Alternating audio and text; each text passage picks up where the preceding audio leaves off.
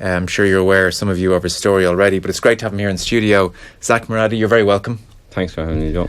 Zach is not your actual name, but it was given to you when you got here, or got up to Dublin anyway. That's right, yeah. How did all that... So what's the short version of why am I calling you Zach then as opposed to your name? It's just when I started playing Gaelic and hurling up the club in Thomas Davis, and Con DC was my Gaelic manager under 14s. It was 14s, 15s, whatever it was. Anyway, he said, I can't pronounce your names in Naco, you know. And he goes, we'll give you a name, Zach. Take the Z and the A and the K out of it, you know, it'd be easier to pronounce it. So I was like, yeah, go ahead. So since that, everybody calls me Zach. So it's Zach across the board? Zach across the board, yeah. It's not a bad nickname. That's not a bad nickname. Irish people have done worse to each other with nicknames. Oh, stop, yeah. So you're playing with Leitrim. I presume you guys are back training hard, games and preparing for the year ahead. Yeah, it's going to be a long year, yeah. So we were back there about 2 weeks ago. So we're playing in the Nicky Rackard this year, so it's a tough competition to be in, and so we'll see how it goes, you know. How are the first 2 weeks back at training? It's tough, you know. A lot of lads come to the gym in the last 2-3 months as well, so the bodies are a bit sore. So everyone's training hard. So we're looking forward to the first league match in January 28th. You're living and working up in Dublin. You've been up in Dublin since you were 15. Yeah. So are you up and down the road to Leitrim a few times a week? Yeah, we're up and down. We train in Lomans in Mullingar. Yeah. So we're up there twice a week. Okay. Is that because a lot of the team are up in Dublin? Yeah, because it's we're kind of in the middle. In the middle, yeah. So a lot of lads live in Dublin, and lads work in Longford, and a few in Leitrim. There's lads in Sligo, so it's probably the best place to meet. Yeah. And they have a nice facility up there as well, with the floodlights and that. So it's a nice spot for everybody. But it's tough, you know. A lot of lads would have to leave work early, and not everybody has 9-to-5 jobs, you know. Everyone's on shift work, and you included. You work nights. Including myself, you know. So when I take 5 hours off, I have to make up 5 hours in work. So you're nearly flat out 7 days a week. Not only me, all the lads, you know, if they're not training with their county, they're playing with their club, or they're in the gym, or they're working, you know. You can't plan that, and like most lads don't even get to go on a holiday once a year, you know. They'll have to wait till December or November, because they're busy all year round. A lot of them would be dual players as well, so So on your average day, so say you're working nights and you get in sometime in the early morning, is it kip for the rest of the day and then get up and go training and then go back to work? Could that be a standard it's day? Basically, that's the way it is. For me anyway. It is for majority of lads. It's the same as well. It's work, train, or go to the gym, and then go home to bed. That's most of the lads don't even, you know. Most of the lads wouldn't even have time to socialise, you know. Yeah. Your journey here, as we mentioned, is obviously different to most of the hurlers playing for Leitrim by a distance, I would think. So the first 11 years of your life are spent in central Iraq, in Ramadi. Yeah, Ramadi. That's Ramadi. Right. Yeah, in Ramadi in Iraq. So we'll get to how you got to Ireland. Give us a sense of those first 11 years. You were born in 91, so it was a fairly tumultuous time in that part of the world, to say the least. Yeah, that's right. I was born in it was actually the Gulf War that was on in 91, and that time I was born. Actually, that night I was born, there was like bombs going on all the same time. So you wouldn't have known. A bomb could have dropped in your house. You wouldn't know that time, you know, because we're kind of we were in the area where all the Sunnis, all Saddam Hussein's close allies would have been based as well around the circle. So that's where all the armies would have been, all the fighting where we were based. Okay. So so it was a tough one when I was brought up, you know. So not only me, it was 20,000 other people. Yeah, that were in the same area. Were your family or your parents involved in the violence, or were you just purely a civilian family, or? Well, we were kind of we're a civilian family, but see, you go back 10 years before that, was the 1980 war. Yeah, my parents actually are both Iranians, so I've about 2 or 3 of my elder brothers were born in Iran. Yeah, so because this is 1980 Iraq invade Iran. Yeah, and we were right. So your family are in Iran. Yeah, at that time, my family are in Iran. They were they're in the border between Iraq and Iran. But that time, it's not a great place to be. No, not a great place to be at all. Still now, it's not a great place to be, because they're right in the border. Anytime there's always wars and stuff going on, you know. It's the first place. So Iraq invade Iran in 1980. What do your Iranian family do? So they had there was about 20,000 other people. So when the Iraq took over, so they were telling them all to move on into Iraq because they didn't want, obviously the war was going on. So some people were, people were just grabbing their kids and out. They left a lot of their houses behind. Everything they had, they could have cars, tractors, anything they had, they lost everything. Just get out. Just get out, yeah. So at that time, my parents got out and ended up in Iraq. And in the 1980s, so they were living in tent for the first 2 years. Right. So... And I presume, did you brothers at that stage? You weren't there, yeah, I wasn't born at that stage, you're 91, but brothers are there. I presume they're trying to raise a family in the midst of all this? Yeah, at the same time, they're trying to raise families, so they were like, the war, that war went on for 8 years. Yeah. So they thought the war might stop next year or the year after. And at that time, then the UN, the United Nations, got involved. What we going to do with all these people that are left, if basically nowhere. You're kind of in the desert in Ramadi. It wasn't even in the city. It was kind of, you're in the desert. And then they started building houses over the years. It took 10, 15 years into it, 17 years. They started building houses and that. And people just kind of settled. But they weren't really allowed to do much travelling outside that city. You weren't allowed for about 8 or 9 years.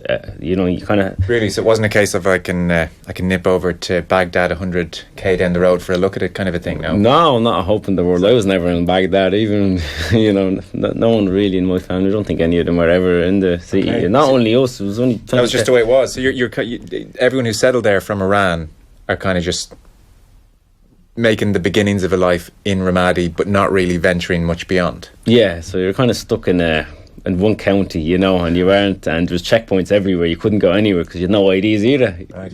So a lot of people would have left. They would have no passport, nothing, and so they had basically nothing with them when they went to Iraq. Yeah. So they basically had to start from zero again, make up date of births and all this. When was he born and start all this. So it was like I was born at home, so where was he going to get a date of birth? You know what I mean?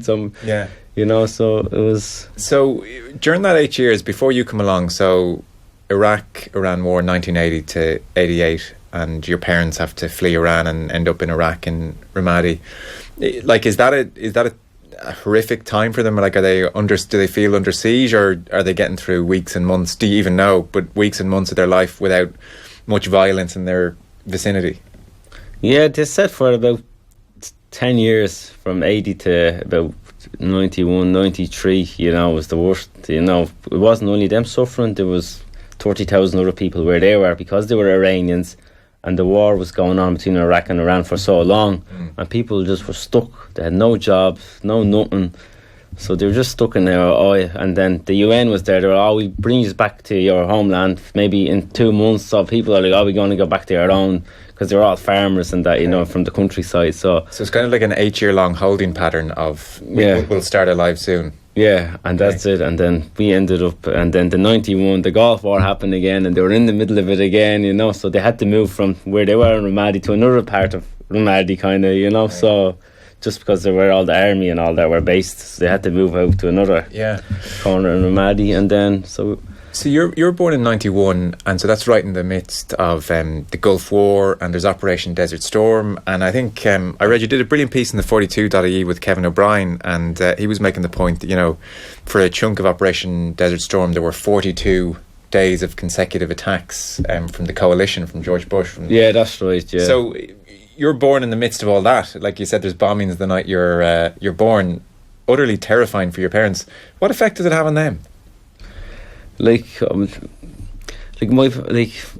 passed away there in 2013, there a few years ago. But my mum always talks about it. She always be thinking about home and that. She'll have relations, cousins and that now live in Iraq and Iran, and and she's always I would never have the same life as you would. I've gone through a tough life, me and your dad, and the older kids. It'll never be the same for us again. Yeah.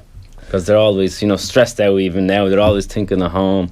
We lost everything we had, we had to, it took us, we had to start life, again when we come over here, and then start again. Then, we went so much travelling, and at the same time, we were always worried.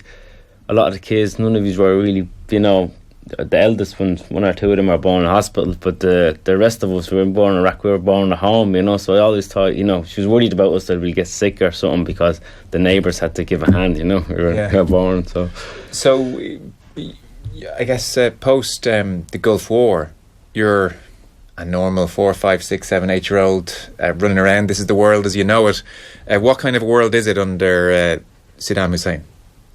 Yeah, that's the thing. When I look back now, you know, so when I was over there, everything seemed normal. Sure. Because you're brought up with the system, and you know. So, but the funny thing is, when I look back now, you know, like everywhere you went, and just where we were in Iraq, Ramadi, everywhere you travelled around the corners, there's pictures of him everywhere. You know, like even with pictures of home there, you know, pictures of home my parents have, and there's pictures of big Saddam Hussein around the background. Because he was a dictator, you know, so he ruled the country with an iron fist. Yeah. So, like, no one, he used to have families and spying on families. He used to have the way he had his own family, so he had the whole country doing it, so he could hold on to power. Yeah. You know? So it felt like an atmosphere where he was seeing and hearing everything. Yeah, like you weren't openly sitting around saying how much you hated Saddam Hussein at school. It's not that type of environment. Yeah. Oh, yeah. No, you had to say he was great, and he was the god in Iraq, you know, like every person, even when I remember, like, we used to only go to school for 2 hours a day, you know, and we just go in there, and for first thing in the mornings we used to go around laps around like a military walk like that, you know what I mean, and there'd be a big picture, a massive picture of Saddam Hussein there, and we'd be like that, you know what I mean. Just when you look back, it was mad, you know. And like every page you opened, there was a picture of Saddam in the corner, you know, and then school books, and the school books, you know what I mean, and you know what I mean. And so, do you kind of find yourself as a kid thinking, this guy is great? I love this guy. Like, did you love him as a kid? Did you think he was brilliant, or did you think? Oh no, I thought he was great. You know, we all wanted it. Every kid and all, they all wanted to be like him. You know. Okay, so if Saddam Hussein had walked into your school, it would have been like God. Oh Jesus, yeah, it was like the lotto. You're after winning the lotto. That's the way. That's the way it was like. You know, because even like, you know, the way kids nowadays they're in school and that they be watching Harry Potter or something. You know, and when the teacher used to bring the TV, and he'll put on a video about how Saddam Hussein was brought up, how great he was, and you know, it's complete indoctrination. Yeah, about his life. It's like when I look at North Korea, it's kind of similar to North Korea. You know what I mean? Yeah. And you only did 2 hours at school a day, did you say? Yeah, about 2 hours. Yeah, right. It's like you weren't over there in school. Like most kids would have just left school. You know what I mean? There was no one coming around to your house saying, "Why aren't you at school?" If you didn't go. Yeah, no one cared. No one, you know. Maybe because we were Kurds, we weren't from Iraq, you know, we were Iranian. They weren't too worried about you. They weren't too worried about us, you know what I mean? Yeah. So they knew we weren't going to be there forever, so they didn't care about you, you know? So yeah. it was like, because it was a dictatorship country, it was all about Saddam, you know what I mean? Yeah. Like, he used to make the budget. He used to decide what he'd do with the budget, you know what I mean? And he built 18 palaces for himself in Iraq, you know what I mean? With gold toilets and you name it, you know. And was your quality of life good? So 2 hours at school doesn't sound great, but did you always have food on the table? Did you always have clothes? Like, what was the quality of life like for you? Like, for my family, it was okay, you know. You know, because we had relations abroad, and they used to send us, just say, if they send us €100, at that time, if they send €100, just say, aunties and that in Sweden, they're there since the 80s, 87 and that, they're there that long, you know. Just say in 2000 they would give us about €100, and that €100 would have lasted 7 months. Right. It was that much, you know what I mean, because the Iraqi money was just, you know, Saddam used to print the money himself, so it was, you got to pay for a gold toilet, you know. So. Yeah, you know, so okay, so that kept your family's head above board. Yeah, like, we're lucky. You know, there was other families that have families in Europe and Australia and that they were looked after. That was the kind of way people survived and watched their money, you know. So, like, we were lucky kind of enough as well. Like, we set up a little kind of vegetable shop as well. Okay. You know, just to get us going, because, you know, with €200 you would have bought anything over there. You know, it's that much, you know. Okay. You were rich if you had €200, you know. Right. Yeah, so that was it. And then my dad got a job with an oil company through an Arab friend he had, you know, and he was there as a truck driver doing it for a couple of years anyway, and then but eventually, so they were like working 16 hours a day and all that, and he got sick of it, and the whole company decided, you know, we're not doing this, you know what I mean? So they all left, and then they all left. 2 weeks later, next thing there's about 10 police officers with AK-47 down to the house. He was arrested in court, given 15 years for no reason, for leaving work. So, and then we're like, oh, what's happening here, you know? And then so, like, in the end, he only done about 15 months in and out, you know what I mean? Wow. So, you know, so it was just for now. He went to court, there was no solicitors, no lawyer, no nothing. Just for leaving his job. For leave, 150 of them, you know what I mean? Oh, bang, 15 years, and the manager got 30, and that, and then lucky, because we had relations in Sweden and that, we had to send a few quid over. Yeah. To get him out over there. Money used to just talk, you know. If you had money, you know, so you paid a few quid, got him out after 15 months in and out, like, you know. And he ended up in Abu Ghraib, one of the biggest prison in Iraq. Yeah, sure. Yeah, that's where he went. That's where he went, and I used to go visit him there as well, you know. So I was. Wow. What are your memories of that place? What are your memories of that place? Oh, it was mad. It was just when you look back, you know, it's just, you know, it's tough, you know, when you look back, you know. It used to be. When you used to go there as a kid, people be getting tortured and all, you know, like what's going on here, you know. I presume you wouldn't have seen them getting tortured, or would you? Oh, you'll hear all the noises, you know, going around the background, you know what I mean? And then you kind of it just kind of became normal after a while. You're going and visiting every week, you know. And hearing the tortured screams. Yeah, torture and scream, everything. It was just really like, you go and visit them. I remember when we brothers and then your relation, we go visit them. And the police officer, if you had any money on you, they'd be putting there, it was like pickpocketing you, you know. The police officer be putting your hand in your pocket, taking your money. They used to just bring nothing, just go up there. If you had a watch, they would take it off you and kept it, you know. You know, like when you look back, it was tough, you know. I can imagine. Yeah, I'm sure, because you must be, as a family, unbelievably worried for your father. I mean, if other people are getting tortured, you must be worried what's happening to him and all of that stuff. Yeah, that was the thing as well. But what to me, elder brother and all that, and my parents used to always say, "Oh no, your dad's grand. He's in a good place because he's a bit older. They're well respected over there." But sure, you wouldn't know. Like he never said it and happened to him or not. But he didn't say. You know, he always kept his mouth. Brave face. Yeah, brave face. He was grand, and because especially when you were kids as well, you were always worried. Oh, when is Daddy coming home? You know the way. Of course, yeah. You know, so like kind of used to. There's times we just didn't bother even going to school. You're like, oh, he's coming home today, and my parents said, he's coming home tomorrow. He's coming home tomorrow. You know, you didn't know. You know what I mean? And then even after 6 months, they let him out for a week. You know, so he let him out, and my dad, and people were telling his friends were telling him, you need to get out of this country. You know what I mean? Because they just have a thing against you now, and that's not only you, 150 others. You know what I mean? These 150 who had left their jobs. Yeah, left their jobs because they wouldn't work because all the money used to go down to Saddam Hussein's bank account. Sure. You know, build his palaces and that. So he was like, "Oh, I'm not working." You know. So, and he goes back into jail after the week out? Does he? Yeah, he came. They gave him. You know, he came out a week. You know what I mean? They said I'd be going back to court again. You know, so he came back after 6 months. You know, a week. I mean, that's what he decided. So a week up, and he didn't go to court. You know, and then my dad kind of just hid it in friends' houses and all around. You know, and the next thing, you know, they arrested me older brother. So he was in for a week then, and they were like, "Oh, I better hand myself in again." You know, wow. So that's the way it worked. You know what I mean? So if you done that, and they would arrest one of your relations, your family, when you're a family member. So I just said, "God, look, I'll just go back in again," and then eventually we had to pay. You know, I think at the time it was like €2,000 to pay, but that €2,000 it was a lot.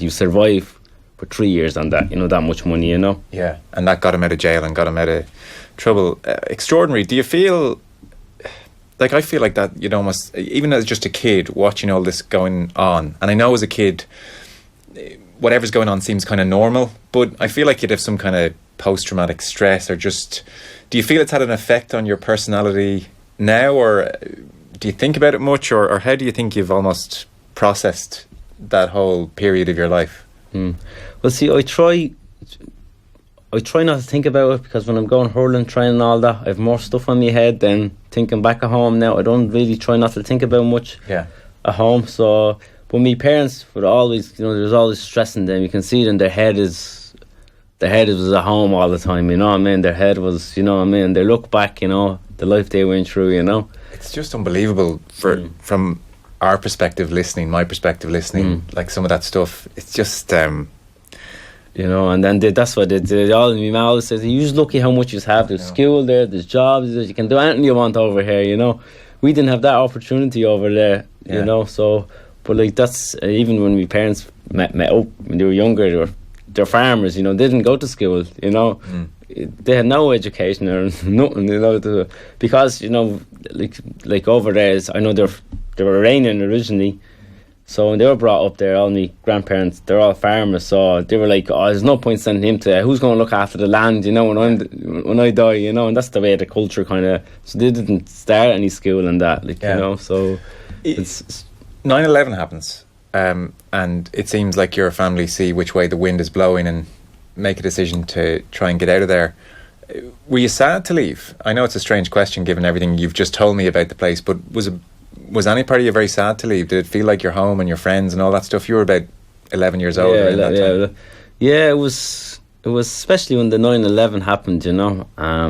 Like on the television, it would always show propaganda, you know. You know, like show Saddam how great he's going to take on the world, you know, and like, you know, but at the time as well, all the Arab countries were afraid of Saddam as well. So it was like Iraq won the war against Iran. They kicked America out in the Gulf War. All this, you know, like you didn't know what was going on outside the country. So when 9/11 came, and I remember, like my dad was there. Oh, here we go again, you know. I mean, another one again. And then at the same time, my brother was working for the UN, the United Nations. At the same time, and he was like, and my dad was like, you want to hurry up, get us, you're getting everybody else out, you're not getting us out, you know what I mean? And he was like, oh Dad, like, just you'll have to, you know, it'll take time with paperwork and process and all that. But look, he kind of got out, so, you know, so we got a few interviews and that with the UN, you know. So that was your brother's job. Your brother, I was just reading in that 42 piece I mentioned, very smart, speaks several languages, and it was his job to get people out who wanted to get out. Yeah, that's right. And so that was your route. When did Ireland crop up? When do you first hear the word Ireland? Like I remember it was actually, I wouldn't know, or even, to be honest, I didn't even know where Ireland was, or you know, because we'd never seen a map or anything like in school. You know, you wouldn't have known much. It was all about Iraq. But sorry. In school, it was just everything about Saddam, Iraq. It wasn't really about. The history was about Saddam. Yeah, there was nothing else. You wouldn't have learned that. And like would you have known about World War II? Would you have known about? No, I mean, none of that type of stuff. Okay. No. You wouldn't learn that in school. You know, it was all about, you know, that's why, like, even most people. Well, it's changed now. If you look back, it's changed now after the 2003 invasion. But anyway, so that was the 2001 9/11. Yeah.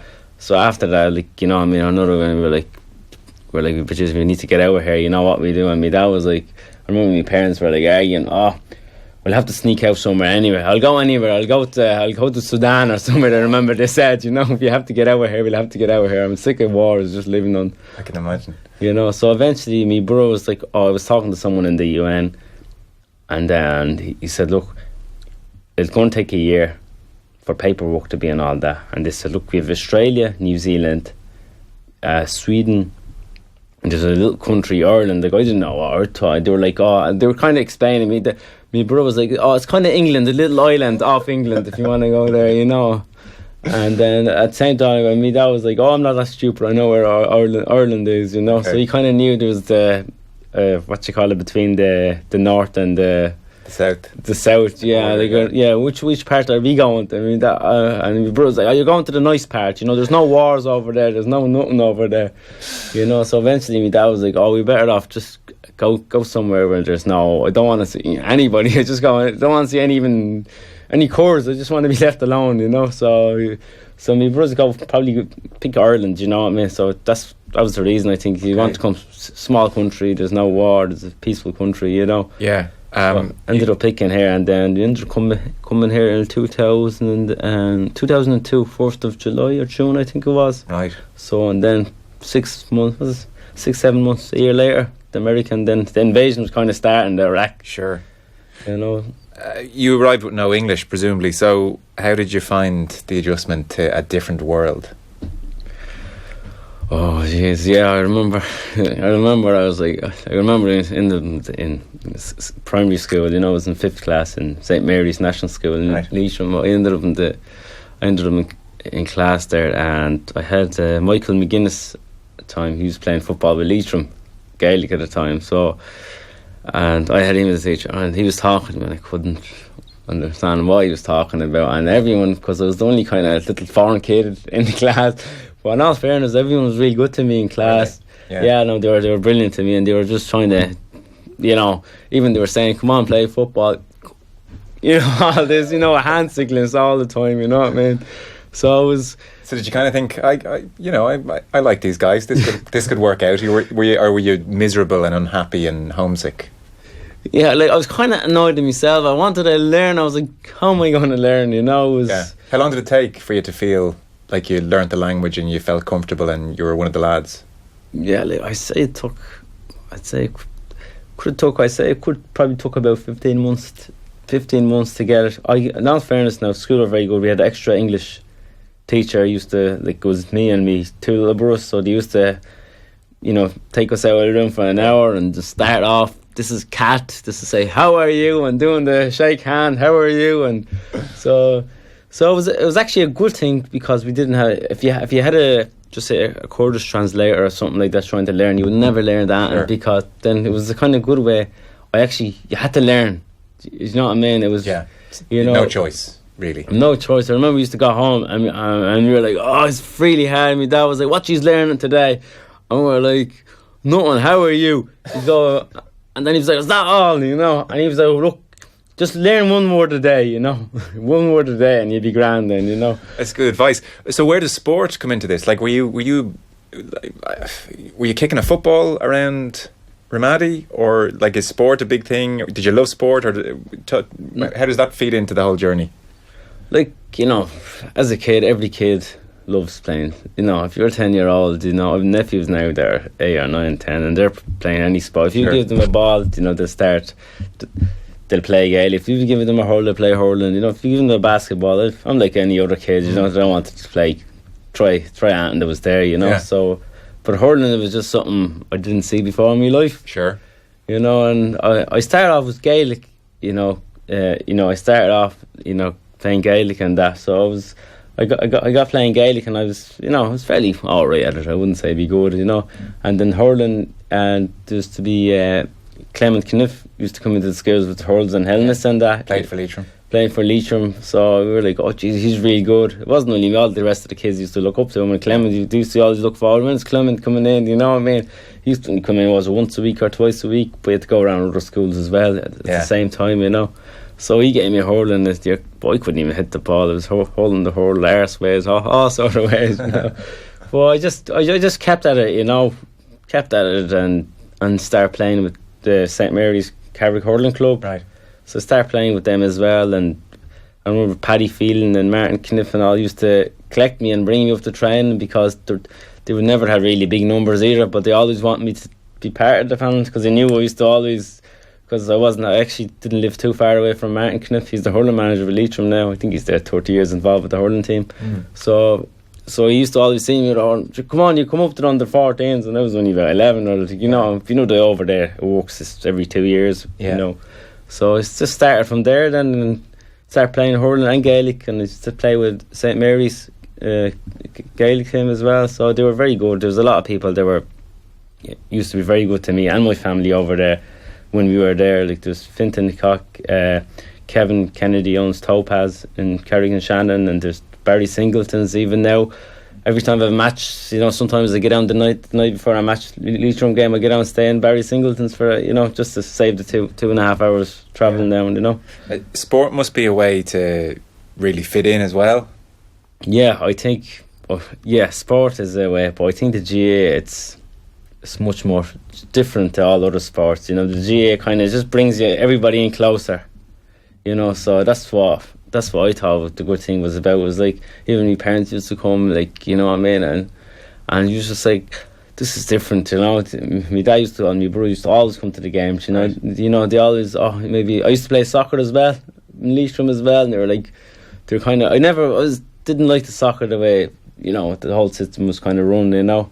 But the GA was a bit more, everybody was close friends. Like, you know, I remember after, just say, you go to a training session, all the lads will end up going off, hanging out together. The whole team, nearly 15 of you, you know. It wasn't like that in the soccer, it was completely different. Right. You know, so I think the GA is just, it's just a great, it brings everybody together, you know. Even now, when I'm older now, any job I've ever got was through the GA. Okay. You know, I remember I went for the job interview and your man said, sure, look, your CV wasn't great, but I seen you play hurling. I play hurling myself, so you're all right then, you know. So it was just, you know, it just shows like, and through playing GA, I've got all my Burrows jobs as well through it, you know, which is brilliant, you know. Yeah.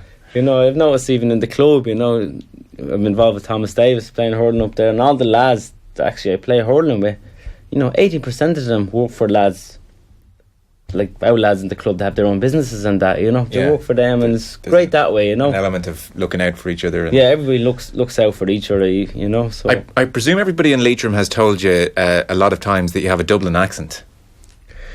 Yeah, I don't know. Yeah. So you went to Dublin when you were 15, and kept playing the hurling there, and seemed to really enjoy it there as well. That's where Zach, as we mentioned, Zach comes along, and a bit of a Dublin accent there now. Yeah, well, see, that's the thing. It's what would I say? Because the majority of the time, 80% of the time, I spend my time with Irish lads that are speaking English the whole time, you know. So if work you're speaking English, the only time I speak Kurdish when I'm at home to my mother, or my mother, I even have my little nephews and nieces, they're all brought up here, they speak English to me, you know. I'm like, you know, try to speak Kurdish, don't forget your own, you know, and sure. But they speak more English than they would actually Kurdish, you know. So I'm kind of trying to teach them Kurdish now. It's the opposite way around now, you know. So and playing for Leitrim, a big honour for you. I would think something, I know you've said you really enjoy. That's something you want to continue to do, so you're up and down from Dublin and you're representing the county.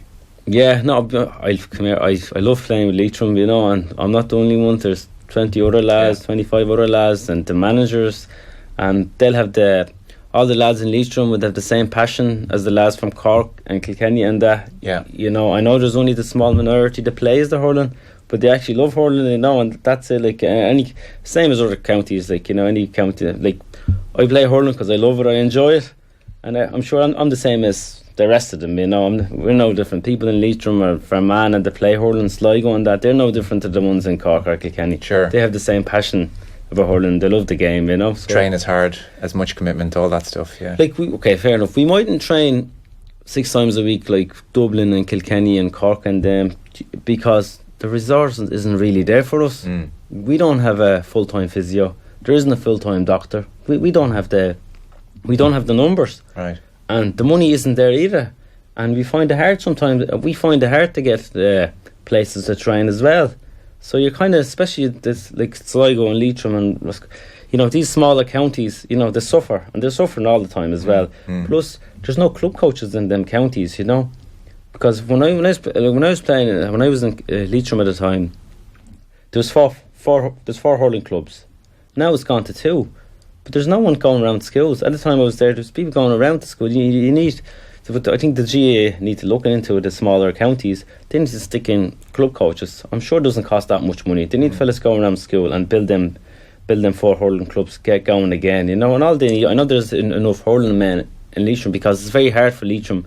Just like I'm involved with Thomas Davis, it's easy for me because I'm only living around the corner. I can go training with them, and I can train a juvenile team up there at the same time. But the majority of the lads in Leitrim, they're my age, so none of them are really. I think there's only 1 or 2 probably living in Leitrim out of the 26, 27. They're all working outside the county. They're all, like, how do you expect them to... And that's the main reason, I presume, those 2 clubs have become extinct, is that the numbers have left to go and work elsewhere. Is that the biggest issue? Yeah, that's another issue. Work is another issue, you know, just because Leitrim population only 25,000, small county, you know. And like grand, you can have teams. Like, that's what I was talking to another lad from Leith. They have a minor team now in the last couple of years. They're building on Carrick-Hurling and Manningham. There's 2 clubs that are building on juvenile teams. But what happens when they turn 8? Like, they're playing until they're 18, you know, and then they start going to college. They're in Limerick. They're there, and it's tough. it's tough for the county to survive. But at the same time, I think they need to stick in the club coach, because in Dublin, where I am, my club, there's a club coach. Okay. You know, he's full time, goes around to schools every day with a leaflet. Kindergarten for kids start Saturday morning. Thomas Davis at 10:30 to Haviland. Bring your kids up 4 to 7 years of age. There's hurling, there's camogie, ladies football, and you go up there Saturday morning. There's 200 kids. You know, they need to do the same in Leitrim. They need to put a club coach in there. There's no point getting someone who play. I know, fair enough. It's great that way as well. You get someone just saying club level going. You know what I mean? Organises and putting leaflet into the houses, and that's not going to work. You need to go to the school and talk to these kids, you know, and bring them up to the clubs to start them off hurling and football, you know. So it's tough for Leitrim, you know. It's not Leitrim only suffering. Fermanagh is the same with hurling. Sligo is the same. Longford are the same. You know, they're like the smaller, weaker counties are falling behind, and the bigger counties are just getting bigger. You know, so it's tough. Yeah. It's been a real pleasure to have you in, Zach. Thanks so much for telling us your story and about everything, and keep up the hurling with Leitrim. The best of luck for 2018. So the Nicky Rackard is going to be a big step up, and it's a big step up. Yeah, so we'll give it a go, you know. Give it a go. We'll be looking out for you. All right. Thanks very much. Hey, hope you enjoyed that latest offering from Off the Ball. If you want to subscribe, and you should, check out just up here. All our latest stuff is just down here. Generally, knock yourself out.